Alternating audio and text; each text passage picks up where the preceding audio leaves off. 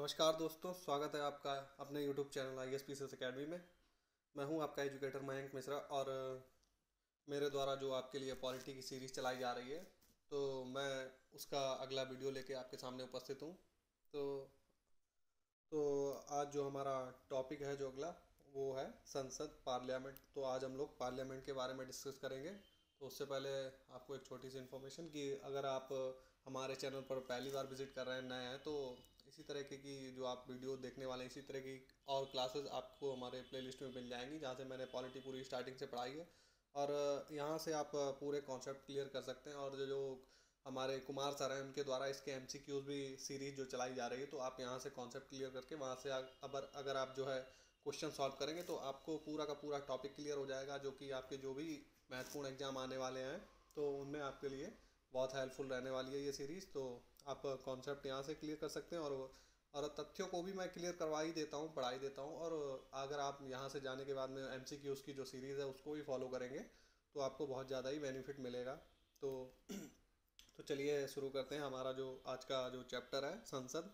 तो इसको बनाने में मुझे शायद 2 से 3 पार्ट लग सकते हैं, क्योंकि बड़ा चैप्टर है। तो मैं नहीं चाहता कि आपकी कोई भी चीज़ छूट जाए, और एक वीडियो में अगर मैं कवर करने की कोशिश करूँगा तो वीडियो ज़्यादा लंबी हो जाएगी। तो इस वजह से मैं आपको ये 2 से 3 पार्ट में संसद को आपको पूरा का पूरा कंप्लीट करवा दूंगा। तो चलिए शुरू करते हैं। तो सबसे पहले देखते हैं कि जो संसद हमारी है, उसका प्रावधान जो है हमारे संविधान में कहाँ है। तो चलिए देखते हैं कि, तो यहाँ पे लिखा है कि संविधान के जो है 5वां भाग, तो भाग 5 में अनुच्छेद 79 से लेके 122 122 में संसद के जो है संसद का गठन किस तरीके से होगा, उसकी संरचना क्या होगी, उसकी अवधि क्या होगी, उसके अधिकारी कौन कौन से होंगे, प्रक्रिया क्या होगी, विशेषाधिकार व शक्तियाँ आदि के बारे में वर्णन किया गया है। तो चलिए देखते हैं हम लोग आगे। तो हम लोग बात करेंगे कि संसद के गठन की जब बात करेंगे, तो देखते हैं कि संसद का गठन कैसे होता है। तो हमारी जो संसद है, हमारी जो संसद है, तो बात कर लेते हैं कि उसका गठन कैसे कैसे होता है। तो जो हमारी संसद होती है, वो 3 लोगों से मिलकर बनी होती है। एक होती है राष्ट्रपति, और लोकसभा और राज्यसभा जो है हमारी संसद, इन 3 लोगों से मिलकर बनती है। और जो लोकसभा राज्यसभा, ये हमारे सदन कहलाते हैं। और जो राष्ट्रपति होता है, जब राष्ट्रपति भी इसमें आप जोड़ देंगे तो मिलके बन जाती है संसद। और बात करें कि संसद को, तो संसद को हम निम्न सदन कहते हैं, और राज्यसभा जो होती है इसको उच्च सदन कहते हैं। और जो निम्न सदन होता है, इसमें मतलब कि जो है इसमें जो जनता के द्वारा प्रत्यक्ष रूप से जो चुने जाते हैं, तो वो लोग लोकसभा में बैठते हैं, और राज्यसभा में वो लोग बैठते हैं जो हमारे द्वारा चुने हुए जो प्रत्याशी होते हैं, वो वो चुनते हैं राज्यसभा के मेंबर को। तो यहाँ पे जो है राज्यसभा में जो लोग बैठते हैं, तो उनको जो है जनता प्रत्यक्ष रूप से नहीं चुनती है। तो चलिए इसके बारे में भी आगे हम लोग डिस्कस करेंगे। तो आगे देखते हैं, जो बात कर लेते हैं दोनों सदनों की संरचना किस तरीके की होती है। चलिए उस पर हम चर्चा कर लेते हैं। तो राष्ट्र सबसे पहले हम लोग देखेंगे कि राज्यसभा की संरचना कैसी है, किस तरीके की राज्यसभा है। चलिए हम देखते हैं। तो राज्यसभा की जो अधिकतम संख्या है, वो 250 निर्धारित की गई है। और इसमें से जो 238 सदस्य होते हैं, वो राज्यों से व संघ राज्यों से मिलकर होते हैं। और जो बाकी के जो 12 बचे सदस्य हैं, वो राष्ट्रपति द्वारा मनोनीत किए जाते हैं। तो कहने का मतलब है कि राज्यसभा जो मैक्सिमम सीटें जो हैं, वो 250 निर्धारित करी गई हैं। और उसमें से जो 238 सीटें हैं, वो हमारे जो राज्य हो गए और केंद्र शासित प्रदेश हो गए, तो इनके द्वारा चुने जाते हैं। मतलब राज्यों केंद्र शासित प्रदेशों से चुने जाते हैं। और जो 12 सदस्य होते हैं, उनको राष्ट्रपति मनोनीत करता है राज्यसभा के लिए। अच्छा, वर्तमान में देख लेते हैं। तो वर्तमान में राज्यसभा में 245 सीटें मतलब कि भरी हुई हैं, बाकी की 5 सीटें अभी खाली हैं। तो वर्तमान में राज्यसभा में 245 सदस्य हैं। इनमें से जो 229 सदस्य जो हैं, वो राज्यों का प्रतिनिधित्व कर रहे हैं, और जो 4 सदस्य जो हैं, वो संघ राज्य क्षेत्रों यानी कि केंद्र शासित प्रदेशों का प्रतिनिधित्व कर रहे हैं, और 12 सदस्य जो हैं मनोनीत वाले हैं। तो हम लोगों ने देख लिया कि राज्यसभा में कितनी सीटें हैं, और किस तरीके से वहाँ पे अभी सीटें भरी हुई हैं, और कितनी मैक्सिमम सीटें हैं। तो अगली जो बात करते हैं कि इनका चुनाव किस तरीके से होता है। जो ये जो तो बात करते हैं कि जो राज्यसभा के जो मेंबर होते हैं, उनका चुनाव किस तरीके से होता है। चलिए एक बार आप देख लेते हैं कि जो हमारे यहाँ जो राज्यों की जो विधानसभा होती है, जिसमें हम हमारे जो विधायक लोग होते हैं प्रत्येक राज्य में, मतलब कि विधानसभा होती है, तो उसमें जो विधानसभा के जो मेंबर होते हैं, जो कहने का मतलब जो विधायक होते हैं जो कि जनता द्वारा चुने जाते हैं, तो जो विधायक होते हैं वो जो है राज्यसभा के जो वोटिंग होती है, राज्यसभा के मेंबर जो सदस्य चुनना होता है, तो वो विधायक लोग वोटिंग करते हैं, ना कि प्रत्यक्ष रूप से जनता चुनती है। तो इसमें क्या होता है कि जनता द्वारा चुने हुए प्रतिनिधि ही राज्यसभा के मेंबर को चुनते हैं। तो हम लोगों ने देख लिया कि राज्यसभा के जो मेंबर होते हैं वो किस तरीके से चुने जाते हैं और कितनी सीटें हैं। अब बात हम लोग कर लेते हैं कि लोकसभा की संरचना की बात करते हैं। तो लोकसभा की संरचना देख लेते हैं। तो लोकसभा में जो अधिकतम मैक्सिमम सीटें कितनी है, 552। अच्छा, इसमें से जो 530 सीटें हैं वो राज्यों के लिए हैं और 20 सीटें जो हैं वो केंद्र शासित प्रदेशों के लिए हैं। और जो 2 सीटें थी वो एंग्लो इंडियन समुदाय के लिए थी। तो अच्छा, एक प्रावधान जो सिटीजनशिप अमेंडमेंट एक्ट जो है गवर्नमेंट लाई थी 2019 में, तो ये जो 2 एंग्लो इंडियन समुदाय को जो मनोनीत हमारे राष्ट्रपति जी करते थे, तो अब इसको निरस्त कर दिया गया। निरस्त क्या कर दिया गया, पहले तो इसमें मतलब कि प्रावधान था, आरक्षण का जो प्रावधान चला आ रहा था, तो इसको जो है 2020 तक लागू था कि 2020 तक जो है ये 2 एंग्लो इंडियन राष्ट्रपति लागू मतलब कि जो राष्ट्रपति है वो 2020 तक इनको जो है मनोनीत करता रहेगा। अब इसके बाद में जो प्रावधान आगे बढ़ाना था, तो इसको जो करंट गवर्नमेंट है उसने इस प्रावधान को आगे नहीं बढ़ाया, तो इस चक्कर में ये स्वतः ही समाप्त हो गया है। तो बात आगे हम लोग देख लेते हैं। तो वर्तमान में लोकसभा में कितने सदस्य हैं, 545 सदस्य हैं। तो हम लोगों ने देख लिया कि संरचना कैसी है। अब बात कर लेते हैं कि जो लोकसभा में जो मेंबर होते हैं उनका चुनाव किस तरीके से होता है। तो उनका चुनाव जो वयस्क मताधिकार के आधार पर होता है। कहने का मतलब कि जो निर्वाचन क्षेत्र होता है उसमें जो भी 18 साल से ऊपर के जो होते हैं, मतलब कि जो वोटर लिस्ट में जिनका नाम हो, और हम तो वो लोग जो है इनको प्रत्यक्ष रूप से चुनते हैं और राज्यसभा में अप्रत्यक्ष रूप से चुने जाते हैं। अच्छा, अब हम लोग बात करेंगे कि दोनों सदनों की अवधि देख लेते हैं कि कितने दिनों तक ये जो है मतलब कि कार्य करती रहती है। तो पहले सबसे पहले हम लोग बात करेंगे राज्यसभा की। तो राज्यसभा का पहला गठन जो है 1952 में हुआ था। तो यह एक स्थायी सदन है, इसका विघटन नहीं होता है, किंतु इसके 1/3 सदस्य जो है हर दूसरे वर्ष जो है सेवानिवृत्त होते हैं। कहने का मतलब ये है कि जो राज्यसभा होती है वो कभी विघटित नहीं होती है। तो इसमें जो मेंबर चुने जाते हैं तो उनका जो कार्यकाल होता है वो 6 वर्ष का होता है। और इसके जो 1/3 जो सदस्य होते हैं वो हर दूसरे वर्ष जो है सेवानिवृत्त होते हैं। तो इसलिए ये विघटित नहीं होती, क्योंकि इसके सारे जो मेंबर होते हैं वो एक साथ जो है सेवानिवृत्त नहीं होते हैं। तो 1/3 कर करके होते हैं। तो इस चक्कर में ये एक स्थायी सदन है और इसको कभी विघटित नहीं किया जा सकता। तो हम लोगों ने राज्यसभा की अवधि देख ली। अब बात करते हैं लोकसभा की अवधि। तो लोकसभा में क्या होता है कि सामान्य तौर पर इसकी अवधि जो होती है वो आम चुनाव की जो तारीख होती है उसकी पहली जो बैठक होती है, तो पहली बैठक से जो 5 वर्ष, मतलब कि कोई डेट है, पर्टिकुलर डेट है, तो उस डेट पे मतलब कि वो लोकसभा मतलब कि पहली मीटिंग उसकी हुई, तो उस डेट से 5 वर्ष जो अगले होंगे, तो उसके बाद जो है मतलब कि उस 5 वर्ष तक ये जो है कार्य करेगी। उसके बाद में यह खुद जो है विघटित हो जाती है 5 वर्ष के बाद में। अच्छा, एक पॉइंट और देख लीजिए कि इसकी अवधि जो है आपातकाल की स्थिति में एक बार में 1 वर्ष तक बढ़ाई जा सकती है। तो कहने का मतलब अगर इमरजेंसी हमारे देश में जब लागू हो जाती है, तो आपातकाल जब राष्ट्रपति महोदय लगा देते हैं, तो उसके बाद में क्या होता है कि जो लोकसभा की जो अवधि है वो एक बार में आप 1 वर्ष करके बढ़ा सकते हैं, और चाहे जितनी बार बढ़ा सकते हो, लेकिन एक बार में 1 वर्ष के लिए ही बढ़ती है। फिर अब मतलब कि 1 वर्ष होने के बाद में फिर अगर इस राष्ट्रपति जी चाहेंगे और तो इसको फिर से एक एक करके बढ़ाते जाएंगे। एक बार में एक वर्ष को आप बढ़ा सकते हैं, लेकिन इसका विस्तार जो होता है वो आपातकाल खत्म होने के 6 महीने की अवधि से अधिक नहीं होगा। कहने का मतलब यह है कि आपातकाल जब हमारा खत्म हो जाता है, तो उसके बाद में जो आने वाले 6 महीने हैं उस 6 महीने के बाद जो है लोकसभा की अवधि नहीं बढ़ाई जाएगी, तो उसके बाद में चुनाव करवाए जाएंगे। तो हम लोगों ने दोनों दोनों जो सदन है उनकी संरचना देख ली, किस तरीके से उनके जो मेंबर चुने जाते हैं और कितने दिन के लिए चुने जाते हैं, वो भी हम लोगों ने देख लिया। अब बात करते हैं संसद की सदस्यता की। बात कर लेते हैं कि जो मेंबर उसमें जो चुने जाते हैं तो उनकी सदस्यता के लिए क्या क्या उनके पास में होना ज़रूरी है, क्या क्या एलिजिबिलिटी है। तो अब हम लोग इस पे बात करेंगे। तो इसमें मैं लोकसभा दोनों और राज्यसभा दोनों की ही बात कर रहा हूँ। तो पहला पॉइंट क्या है कि उसे भारत का नागरिक होना चाहिए, ठीक है। दूसरा जो पॉइंट है, राज्यसभा में अगर वो चुना जाना है तो उसको जो है 30 वर्ष का होना चाहिए, और लोकसभा के लिए 25 वर्ष मतलब कि मिनिमम एज होनी चाहिए। और नेक्स्ट पॉइंट है कि उसके पास ऐसी अन्य अर्हताएं होनी चाहिए जो संसद द्वारा मांगी गई हो। तो कहने का मतलब ये है कि संसद भी समय समय पर कानून बनाती है कि जो हमारे जो मेंबर चुने जाएंगे तो उनके पास में क्या क्या एलिजिबिलिटी होनी चाहिए, तो संसद भी उसके लिए कानून बनाती है। तो अगर उसने कोई कानून पर्टिकुलर बना रखा है किसी सब्जेक्ट पे, अगर उसको वो चीज़ चाहिए तो वो मेंबर के पास में वो भी होनी चाहिए। तो ये बात इस पॉइंट में लिखी है। तो आगे हम लोग बात कर लेते हैं कि निरर्ताओं के बारे में थोड़ा देख लेते हैं। तो निरर्ताओं में क्या है, पहला पॉइंट जो है कि वह लाभ के पद पर नहीं होना चाहिए। मतलब कि अगर कोई मेंबर जैसे कि चुनाव लड़ना चाहता है तो ऐसा नहीं है कि वो कोई सरकारी नौकरी कर रहा है, कोई बिजनेस में मतलब कि उच्च पद पर आए, तो ऐसा नहीं होना चाहिए।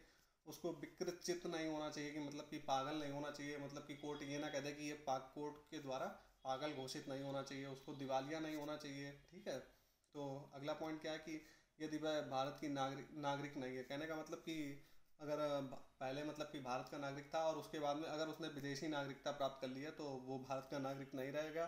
तो इस वजह से जो है वो अब जो है चुनाव नहीं लड़ सकता। तो ये बातें हम लोगों ने देख ली निरताओं वाली। तो आगे कुछ और बातें वो भी हम लोग डिस्कस करे ले रहे हैं निरताओं से संबंधित। तो आगे जो बात है, तो आगे जो कुछ एक अधिनियम मतलब कि जो हमारी संविधान की जो 10वीं अनुसूची है उससे संबंधित है। तो आगे जो थोड़ी सी और निरर्ताएँ हैं उनके बारे में हम लोग देख लेते हैं कि और क्या क्या निरर्ताएँ हैं। तो दल बदल के आधार पर निरर्ता देख लेते हैं कि दल बदल के आधार पर किस तरीके से वो काम मतलब कि उसकी मेंबरशिप चली जाएगी। मतलब कि क्या होता है कि अगर वह स्वेच्छा से उस राजनीतिक दल का पद त्याग मतलब कि त्याग कर दे जिसके टिकट पे वो चुना गया है। मतलब कि कोई मेंबर है तो वो जिस भी पार्टी से चुना गया है, अगर और उसके बाद में वो क्या करता है कि उस राजनीतिक दल की वो अपनी जो मतलब कि जो मेंबरशिप है उस पर्टिकुलर जो पार्टी है, अगर उससे वो त्याग पत्र दे देता है उस जो है राजनीतिक दल से, तो उसका मतलब कि जो है उसकी मेंबरशिप जो है सदन से समाप्त कर दी जाएगी। तो अगला पॉइंट क्या है कि अगर वह अपने राजनीतिक दल द्वारा दिए गए निर्देशों के विरुद्ध सदन में मतदान करता है या नहीं। कहने का मतलब इसमें ये है कि जैसे कि किसी मुद्दे पर जो है कानून बनने के मतलब कि कोई कानून बन रहा है या किसी और मुद्दे पर मतलब कि जब अधिनियम बनता है तो उसके बाद में उस पर वोटिंग होती है। तो वोटिंग में अगर वो अपनी जो पार्टी है तो उसके दिशा निर्देश के विरुद्ध अगर वो मतदान करता है, या अगर मतलब कि उसकी पार्टी कहती है जहाँ वोट डालना है अगर वो वहाँ पे वोट नहीं डाल रहा है, तो इस वजह से भी वो मतलब कि उसका जो है मेंबरशिप समाप्त हो जाएगी अगर उसका राजनीतिक दल चाहेगा तो। अच्छा, आगे जो और भी पॉइंट हैं चलिए उनको भी हम लोग देख लेते हैं और किन किन वजहों से। तो आगे के जो हम पॉइंट है हमारे वो भी हम डिस्कस कर लेते हैं। दो पॉइंट और हैं कि अगर कोई मतलब कि निर्दलीय प्रत्याशी है, मतलब कि एक ऐसा प्रत्याशी जो किसी राजनीतिक पार्टी से चुनाव नहीं लड़ता है, वो मतलब कि निर्दलीय होता है।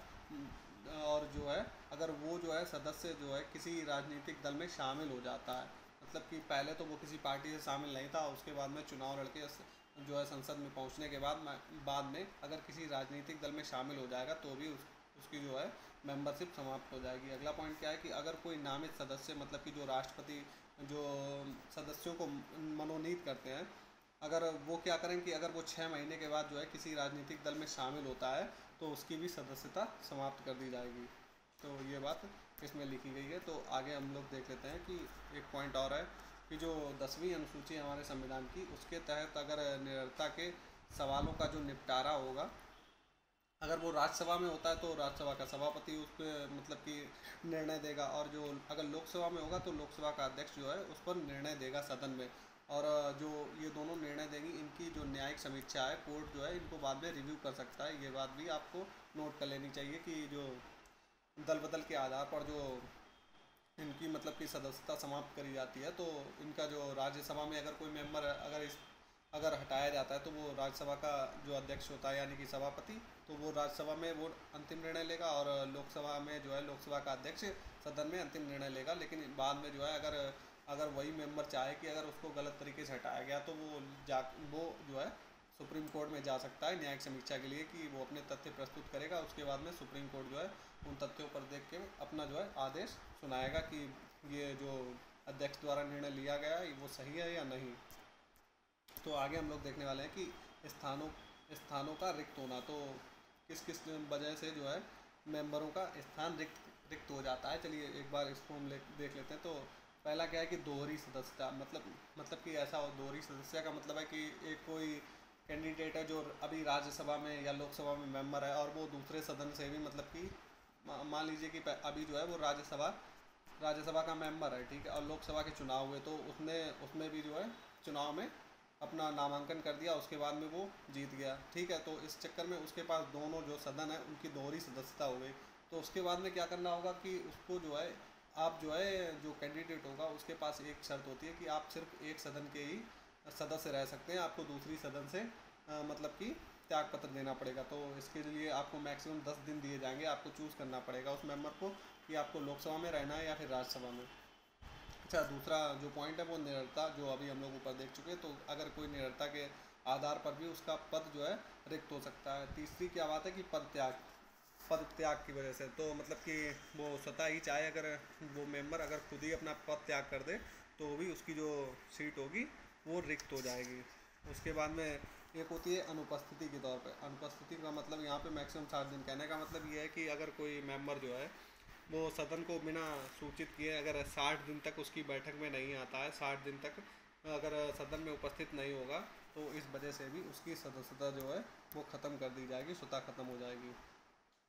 अब हम लोग बात करने वाले हैं शपथ की। अगर हम लोग बात करें तो जो मेंबर होते हैं संसद के, तो उनको शपथ कौन दिलाता है? तो इसमें जो हमारे राष्ट्रपति होते हैं या तो वो दिलाएंगे या उनके द्वारा कोई व्यक्ति नियुक्त कर दिया जाता है, तो वही शपथ दिलाता है, मतलब कि चाहे वो राज्यसभा का मेंबर हो चाहे वो लोकसभा का मेंबर हो।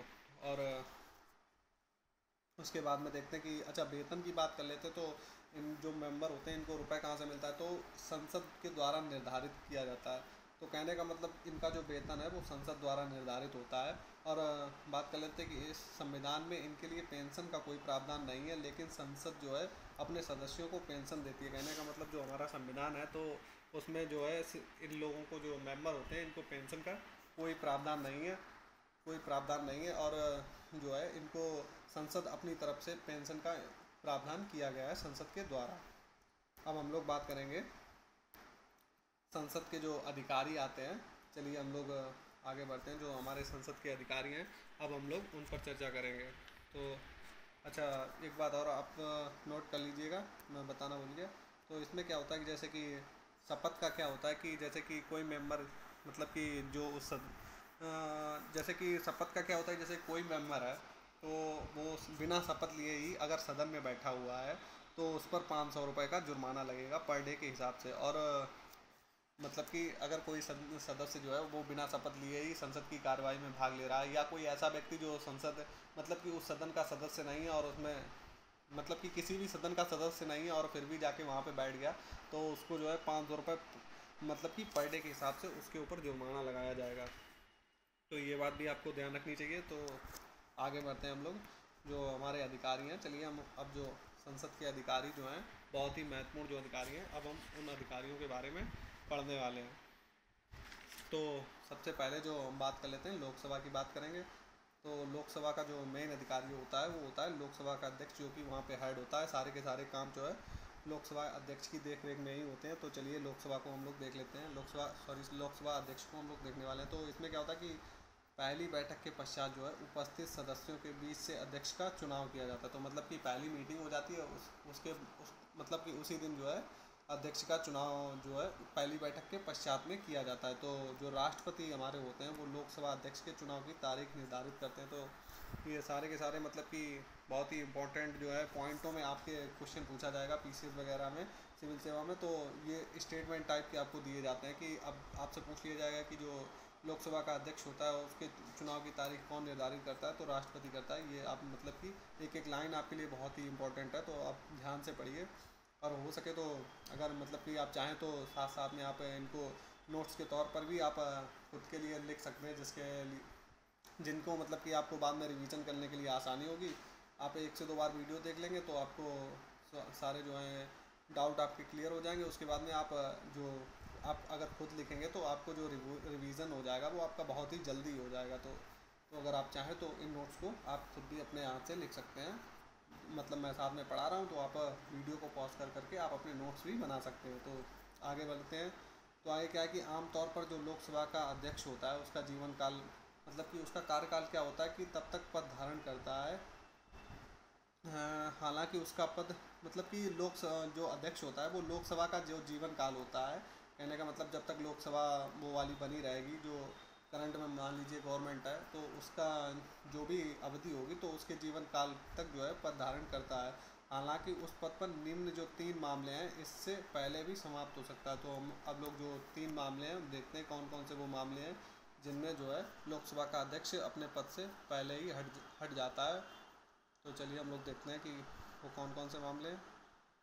तो इसमें पहला मामला है कि यदि वह सदन का सदस्य ना रहता, मतलब कि कोई भी वजह, बहुत सी वजह होती है कि वो संसद का सदस्य नहीं रहा, तो इस चक्कर में भी उसका जो है पद समाप्त हो जाएगा। दूसरा क्या होता है कि वो उपाध्यक्ष को अपना त्यागपत्र दे दे, या तो अगर वो जो उपाध्यक्ष होता है उसको अगर वो अपना त्यागपत्र दे देगा तो भी जो है उसका पद समाप्त हो जाएगा। अच्छा, तीसरी बात जो है वो है कि लोकसभा के जो तत्कालीन समस्त सदस्य होते हैं वो बहुमत से संकल्प पारित करके उसको मतलब कि हटा भी सकते हैं। तो इसके लिए जो उसको जो है 14 दिन पहले सूचना देनी पड़ेगी। और और मैं आपको यहाँ पे थोड़ी सी और इन्फॉर्मेशन दे दूँ, जो मतलब कि अगर मतलब कि जब इस टाइप का जो मतलब कि संकल्प आता है तो उसको क्या होता है कि जब अध्यक्ष को हटाने के लिए जो संकल्प विचाराधीन होता है तब वो पीठासीन अधिकारी नहीं होगा, मतलब कि उस सदन की अध्यक्षता नहीं करेगा, लेकिन उसको क्या होगा कि लोकसभा में बोलने और उसकी कार्रवाई जो होगी उसमें भाग लेने का अधिकार होगा। और वो मतलब कि वोटिंग भी कर सकता है, लेकिन उसके पास जो स्पेशल पावर होती है कि जब वोटिंग मतलब कि किसी कानून पे जो है वोट डालने की बात आती है तो जब बराबर मत होते हैं तो उसको निर्णायक मत देने का अधिकार होता है। तो लेकिन जब वो उसके पास में मतलब कि अगर ये संकल्प जो है अगर उसको हटाने का पारित किया जा चुका है तो उस चक्कर में जो है उसके पास से ये पावर छीन ली जाती है कि वो निर्णायक मत नहीं देगा। वोटिंग मतलब कि पहले तो दे देगा लेकिन निर्णायक मत इसमें नहीं होता है, मतलब कि अभी नहीं देगा अगर उसको हटाने का जो है संकल्प पारित किया जा चुका हो। और एक बात ध्यान देने की है कि जब लोकसभा विघटित होती है, मतलब कि लोकसभा विघटित होने के बाद में क्या होता है कि तब अध्यक्ष जो होता है वो अपना पद तब तक नहीं छोड़ेगा जब तक कि नई जो लोकसभा है वो मतलब कि बैठक अपनी जो नई लोकसभा जो दोबारा चुनाव होने के बाद में चुनकर आएंगे, तो जब तक वो उसकी नई मीटिंग मतलब कि नया नहीं चुन लिया जाएगा अध्यक्ष, तब तक वो अपना पद जो है नहीं छोड़ता है। तो हम लोगों ने बात कर ली, अब हम लोग बात कर लेते हैं कि जो लोकसभा का अध्यक्ष जो होता है उसकी भूमिका क्या है, उसकी शक्तियाँ क्या हैं और वो कार्य क्या क्या करता है। तो इस पर हम लोग चर्चा कर लेंगे। तो इसमें क्या होता है कि जो लोकसभा का अध्यक्ष होता है, अध्यक्ष लोकसभा व उसके प्रतिनिधियों का मुखिया होता है, मतलब कि जो भी सदन में बैठे होते हैं, जो भी कैंडिडेट होते हैं तो उनका जो हेड होता है वो लोकसभा का अध्यक्ष ही होता है, वह सदन का मुख्य प्रवक्ता होता है। ठीक है, और क्या होता है कि वह सभी जो संसदीय मसलों में जो है उसका निर्णय अंतिम होता है। तो चलिए अब हम लोग बात करेंगे कि उसके क्या क्या कार्य हैं और क्या क्या वो करता है, चलिए देख लेते हैं। तो इसमें क्या होता है कि जो जो सदन की जो कार्यवाही व संचालन के लिए जो नियम बनते हैं तो वो लोकसभा का अध्यक्ष जो होता है उसके द्वारा ही बनाए जाते हैं, और सदन के अंदर जो उसका निर्णय जो होता है वो अंतिम होता है। अच्छा, दूसरा देख लेते हैं कि गण पूर्ति के अभाव में सदन को स्थगित कर देता है। मतलब अब गण पूर्ति का होता है कि मतलब कि टोटल जो सदन की संख्या होती है अगर उसका 1/10% अगर सदन में उपस्थित नहीं है तो मतलब कि इसका कहने का मतलब ये हो जाता है कि अभी गणपूर्ति नहीं है, यानी कि गणपूर्ति के लिए जो मेंबर चाहिए हैं वो मौके पर उपस्थित नहीं है, तो इसके अभाव में जो है वो सदन को स्थगित भी कर देता है। तीसरा काम क्या करता है कि सामान्य स्थिति में वह मत नहीं देता, परंतु बराबरी की स्थिति में वह मतलब कि निर्णायक मत देता है। कहने का मतलब जो कोई कानून बनता है तो उस पर जब वोटिंग होती है लोकसभा में, तो अगर पक्ष और विपक्ष दोनों में जो है बराबर मत पड़ रहे हैं तो अगर उसको जीत के लिए जो निर्णायक मत होता है वो लोकसभा अध्यक्ष को देने का मतलब कि उसके पास ये स्पेशल पावर होती है। और क्या करता है कि जो संयुक्त बैठक होती है जो राष्ट्रपति के द्वारा बुलाई जाती है संयुक्त बैठक जो, तो उसकी अध्यक्षता कौन करता है? लोकसभा का अध्यक्ष करता है। और क्या काम करता है कि सदन के नेता के आग्रह पर वह गुप्त बैठक बुला सकता है। जो जो लोकसभा का जो सदन का नेता होता है तो अगर वो आग्रह करता है लोकसभा अध्यक्ष को तो उसके आग्रह पर वह गुप्त बैठक बुला सकता है। और क्या करता है कि अध्यक्ष ये तय करता है कि जो विधेयक है वो धन विधेयक है या नहीं, तो ये कौन तय करता है? ये लोकसभा का अध्यक्ष ही तय करता है कि विधेयक जो है वो धन विधेयक है या नहीं। तो अगला पॉइंट है कि वह लोकसभा की जो सभी जो संसदीय समितियां होती हैं उसके सभापति नियुक्त करता है। कहने के मतलब जो लोकसभा में काम करने के लिए जो समितियां गठित की जाती हैं, तो अभी मैं संसदीय समितियां आपको आगे पढ़ाऊंगा कि किस किस तरीके से बनती हैं, किस किस काम के लिए होती हैं। तो अभी आप यही मतलब ये समझ लीजिए कि जो संसदीय समितियां बनाई जाती हैं लोकसभा के कार्यों को चलाने के लिए, तो उनके जो अध्यक्ष होते हैं उनकी नियुक्ति कौन करता है? लोकसभा का अध्यक्ष करता है, और उनके कार्यों का पर्यवेक्षण भी करता है कि वो कैसा कार्य कर रहा है। वह स्वयं भी मतलब, और क्या होता है कि वह स्वयं भी कार्य मंत्रणा समिति हो गई, नियम समिति हो गई, सामान्य प्रयोजन समिति जो होती है, ये तीनों समितियों का अध्यक्ष भी लोकसभा अध्यक्ष होता है स्वयं। तो आगे हम लोग देखते हैं। तो आगे देखते हैं कि बात आती है कि जो हमारा लोकसभा अध्यक्ष का पद इतना महत्वपूर्ण है कि मतलब कि की पूरी कार्रवाई जो है उसी के द्वारा नियंत्रित करी जाती है। तो उसके लिए कुछ स्वतंत्रता व निष्पक्षता भी होनी चाहिए। तो जो स्वतंत्रता व निष्पक्षता की बात आती है, तो किस तरीके से उसको स्वतंत्रता मिली है, और मतलब कि स्वतंत्रता इसलिए उसको मिली है कि क्योंकि वो अपना जो है निष्पक्ष तरीके से कार्य कर सके। तो देख लेते हैं कि उसको मतलब कि पद पर रहने के लिए क्या क्या स्वतंत्रताएं मिली हैं। चलिए देख लेते हैं। क्योंकि अध्यक्ष के पद में प्रतिष्ठा, मर्यादा और प्राधिकार निहित होते हैं, अतः स्वतंत्रता और निष्पक्षता इसकी अनिवार्य शर्तें हैं। कहने का मतलब अब इतना महत्वपूर्ण पद है जो लोकसभा अध्यक्ष का, जो पूरी लोकसभा हमारी होती है, जहाँ की पूरी गवर्नमेंट चलती है, उसका हेड बना दिया जाता है। तो उसके हाथ में बहुत सारे ही निर्णय मतलब कि वो लेता है। इतने महत्वपूर्ण जो भी कार्य होते हैं लोकसभा के, तो उसी के द्वारा किए जाते हैं। तो उसके लिए जो है स्वतंत्रता भी होनी चाहिए। ऐसा नहीं है कि उसको एकदम से हटा दिया जाए। तो उसके लिए क्या क्या प्रावधान किए गए हैं, चलिए हम लोग देख लेते हैं कि वह जो है सदन के जीवन काल पर्यंत पद धारण करता है। जब तक मतलब कि लोकसभा चलेगी तब तक उसका पद जो है समाप्त नहीं होगा, और उसे लोकसभा के तत्कालीन सदस्यों से विशेष बहुमत के द्वारा संकल्प पारित करके हटाया जा सकता है, ना कि मतलब कि साधारण बहुमत के द्वारा। तो उसको हटाने के लिए जो है सदन में विशेष बहुमत की ज़रूरत पड़ती है। तो आगे देख लेते हैं और क्या स्वतंत्रता उसको मिली है। और मतलब कि उसको जो अगली अगली स्वतंत्रता मिली है कि उसका जो वेतन जो एवं भत्ता जो है वो संसद के द्वारा निर्धारित किया जाता है, ना कि मतलब कि किसी के अंडर में होता है वो कम या ज़्यादा कर दे। तो संसद के अंडर में होता है, तो उसको पैसे की भी दिक्कत नहीं होती थी। तो अगला जो पॉइंट है कि उसके कार्यों व आचरण की लोकसभा में ना तो चर्चा की जाएगी और ना ही आलोचना। कहने का मतलब कि अगर लोकसभा का जो अध्यक्ष होता है, मान लीजिए किसी पार्टी का है, तो जो पार्टी जो है पावर में होती है ज़्यादातर, मतलब कि लोकसभा का अध्यक्ष तो मेनली तो उसी पार्टी का होता है। तो ऐसा नहीं है कि मतलब कि अगर उसको कोई टॉपिक ऐसा लग रहा है, कोई सब्जेक्ट ऐसा है जिस पे मतलब कि उसका विचार नहीं खा रहा है, अगर उसको कोई चीज़ गलत लग रही है, तो अगर वो उनके मुताबिक काम नहीं करता, तो ऐसा नहीं है कि उसके जो कार्य, वो जो उस पर जो निर्णय देगा, जो उसके कार्य होंगे, तो उस पर सदन में चर्चा नहीं होगी, लोकसभा में कोई चर्चा नहीं होगी, ना ही कोई उसकी आलोचना करेगा कि आपने ये काम गलत कर दिया है। तो अगली क्या स्वतंत्रता है उसको कि वरीयता सूची में उसका जो स्थान होगा वो काफ़ी ऊपर है। वो काफ़ी ऊपर है, उसे जो है भारत के मुख्य न्यायाधीश के साथ 7वें स्थान पर रखा गया है। तो मतलब कि उसका जो कहता है, कहने का मतलब कि उसकी जो सिमिलरिटी है वो भारत के जो हमारे मुख्य न्यायाधीश होते हैं उनके साथ में उसका पद जो है सिमिलरिटी उसके साथ में रखी गई है वरीयता सूची में। तो जो मुख्य न्यायाधीश होते हैं वो हमारे, और जो हमारा लोकसभा का अध्यक्ष होता है, उनको मतलब कहीं ना कहीं समान रूप से सेम वरीयता दी गई हुई है।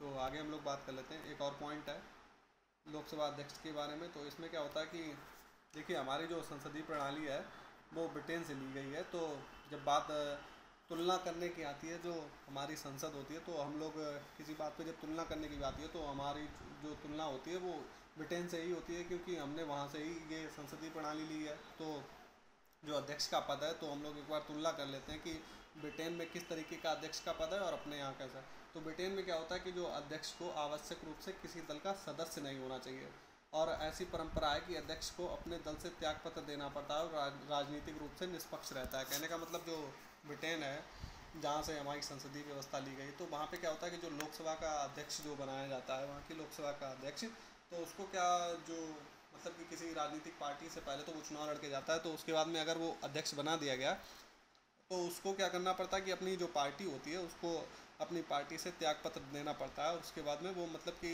वो इसलिए देना पड़ता है ताकि वो राजनीतिक रूप से निष्पक्ष हो सके। और अपने यहाँ इस तरीके का कोई प्रावधान नहीं है कि जो लोकसभा अध्यक्ष है उसको त्यागपत्र देना पड़ेगा अपनी पार्टी से।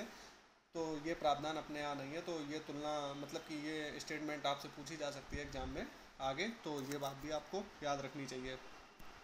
तो आज का जो हमारा संसद का जो टॉपिक है वो इतना ही मैं पढ़ाऊँगा, क्योंकि फिर वीडियो ज़्यादा लंबी हो जाएगी। तो अगला पार्ट मैं कल लेके आऊँगा। तो उम्मीद है कि आपको जो संसद वाला जो हमारा टॉपिक है बहुत ही अच्छा लगा होगा। तो अगर अगर आपको हमारा वीडियो अच्छा लगा तो हमारे वीडियो को लाइक करें। अगर आपको कोई मतलब कि कन्फ्यूज़न हो रहा है तो उस चक्कर में आप कमेंट करके हमें कोई सजेशन देना चाहते हैं तो वो दे सकते हैं। और अब अगर हमारे आप पर मतलब कि आप हमारे चैनल पर अगर पहली बार विज़िट कर रहे हैं तो आप हमारे चैनल को सब्सक्राइब कर लीजिए और अपने दोस्तों के साथ भी शेयर करिए ताकि उनको भी इस वीडियो का लाभ मिल सके। तो चलिए मिलते हैं नेक्स्ट वीडियो में, तब तक के लिए जय हिंद।